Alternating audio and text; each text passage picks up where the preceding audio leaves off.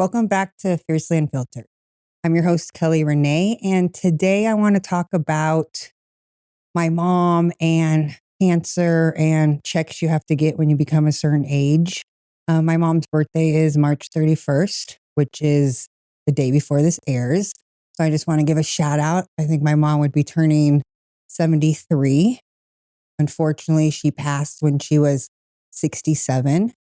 She died of fallopian tube cancer, which is sad to me because she did all her pre-checks. Like I'm 47 right now. At 45, you need to start getting colonoscopies, which I didn't get till 47. I got 3 months ago.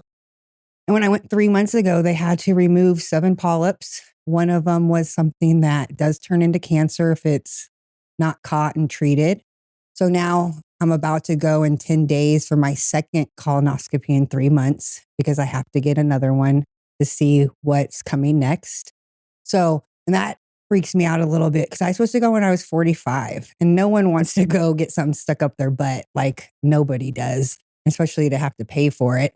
So I put it off and I put it off for 2 years. And what's crazy to me is if I put it off any longer, that one cell that they took out that can turn cancerous could have. And it just is scary that you have the opportunity to get pre-checked on stuff and you get busy and you put it off. And when you put it off, it can mean life or death. Like my mom, fallopian tubes isn't something that you have a pre-check for. She did all her pre-checks, but that's not something they have a test for.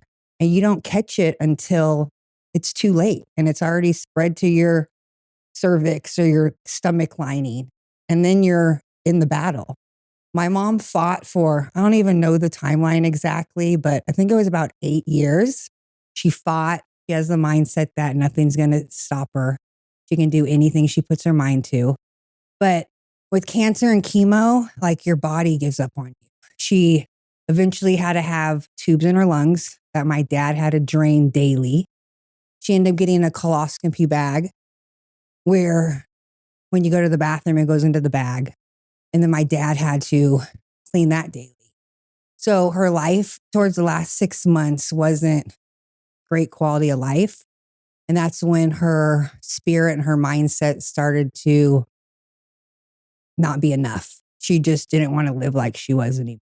And with the death of my mom, she didn't have a funeral. Instead, she was on hospice for a week. So she knew she was dying. She had certain friends that she wanted to see. So we made calls and everyone that she wanted to see made the trip, came and saw her. And that's another thing when you have a parent that dies. Like I was able to have a conversation with my mom the day before she died. She was lucid enough to have it with me, but to have a conversation with your mom that she's dying and that she's ready to go. That she doesn't want to live like this anymore. And she's okay with it. She knows she's going to heaven is a pretty intense conversation. People lose their loved ones and don't get to have that conversation. So I guess it was a blessing I got to, but it just shook me in a way that's not a conversation I ever really wanted to have. So losing my mom and losing her in a way where I had to watch one of the strongest people I know get torn apart by cancer and destroy her body and make it so it didn't even function right. And to have to watch that as a loved one was horrible. But to have to live that, like for the past, I don't know, 5 years before she died, every special event was, this might be my last year. This might be my last Christmas. And as a family member, as a child, like you want to be there for that. But that in itself is depressing. Like you don't get to celebrate that holiday and have it be a joy because in the back of your head, it might be the last. And for her to deal with that, she talked about it, but it just wasn't something that was easy to deal with. And when she finally passed, it was right before Thanksgiving. So holidays for me aren't the same anymore. Christmas was her favorite holiday. She decorated everything. I miss my mom a lot. They say, I don't know if they say this, but it doesn't get easier. The pain doesn't fade. I thought my mom would live till she was 100. I never thought I'd lose my mom in my 40s. living a life without your mom isn't the same as a life with your. And I think about the people. I had a friend that lost her mom to cancer in middle school. And I think I'm lucky that I got to have my mom till I was in my 40s. And that I just look at it that way. I'm luckier than others because she was in my life and she was great while she was here. But I also try and think of had great faith.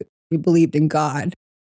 And on a previous episode, I talked about my struggles with having a baby and all the babies I've lost. And I know my mom is in heaven with all my babies I lost, because I know they say that you have babies that don't make it. They're in heaven waiting for you. So I find peace in knowing that she's up there and she's busy. She has more grandkids up in heaven than she does on earth. So she's not in pain anymore. I'm grateful for that. I wish I could call her every day. She was always my biggest fan. She loved me unconditionally. She didn't always agree with everything I did, but she still loved me. She still supported me, and she didn't judge me. And she's the only person in my life who was like that. I have a couple of friends now, but they're all out of state, the ones that I talk to about stuff. So no one takes the place of your mom or your dad if you have lost a parent, but my life will never be the same without my mom. Once my mom died, my life started spiraling out of control. So I'm glad she's not around to see that. But cancer is a crazy disease. Like I said, I'm about to get my second colonoscopy because they found a few things and we need to keep a close eye on it. I also get mammograms. I've skipped a couple years, but never again. I'm actually getting another mammogram in a couple months because, again, they found something. I had to get another one, was inconclusive. So now I have to go back in 3 more months, or probably within the next month now, and see what it is.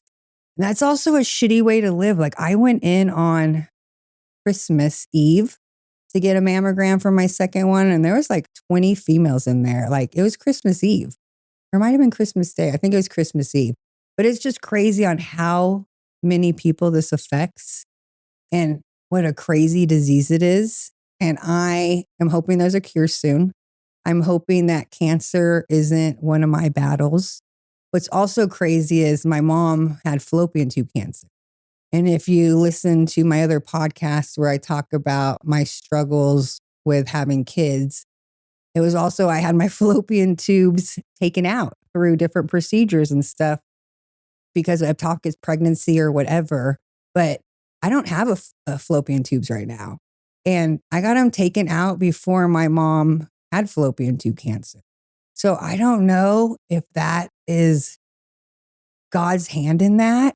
And he had my fallopian tubes removed for reasons because maybe I was going to get fallopian tube cancer. And now that I have faith again and I believe in God, I always have believed in God, but I haven't lived my life where put my worries in his hands because he will make sure I'm okay. But since I've been doing that, and since I've been looking back on my life and putting pieces together and trying to grow and trying to change habits, I can see where God has a plan for me. And these things that I didn't think were supposed to happen, and I was so devastated at times, is leading me to exactly the path I am now. And it's been a hard path, but I honestly think it's the path I had to take for me to get the wake-up calls I needed, for me to learn the lessons that he wanted me to learn. Because I've had to learn a few lessons more than once. I've given people the benefit of the doubt when I shouldn't. I'm learning things now, even after episodes I've already recorded.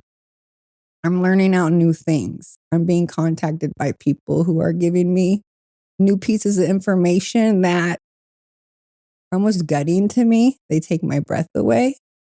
But I'm happy that people are reaching out and they're giving me facts and truths, because some facts are taking me back a little bit and feel like I'm moving backward in my healing journey. But I need these facts. I need to live in reality. I need to understand everything that I need to understand. And I think God is going to provide the facts and information to me when I'm ready for them. I don't know if some of the stuff I'm getting I would have been ready for even a few months ago. So I wanted to say in this episode, I hope my mom's happy in heaven. I hope she's looking down at me and proud. Now I'm kind of embarrassed that they say that they can see everything above. So for her to watch the last 5 years of my life, I'm sorry. Sorry I didn't make all the right choices. I didn't know better, but I'm learning. And I know better now.